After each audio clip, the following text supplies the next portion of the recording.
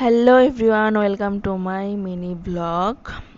তো আজকে আমি সকাল সকাল উঠে জলখাবার খেয়ে রেডি হয়ে গেছিলাম বেরোবো বলে। দিয়ে এসে পাশের বাড়ি থেকে প্রসাদ দিয়ে গেছে, প্রসাদটা খেলাম।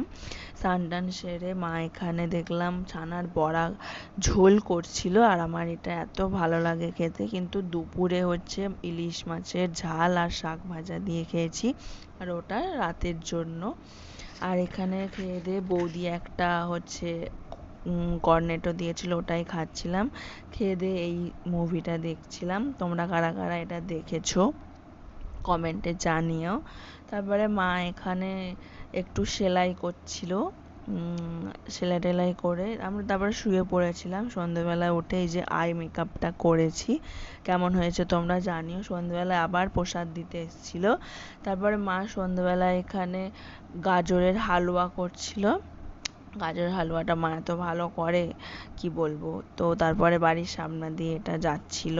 তো আজকের ব্লগটা এইটুকুনি, টাটা, আবার নেক্সট ব্লগে দেখা হবে।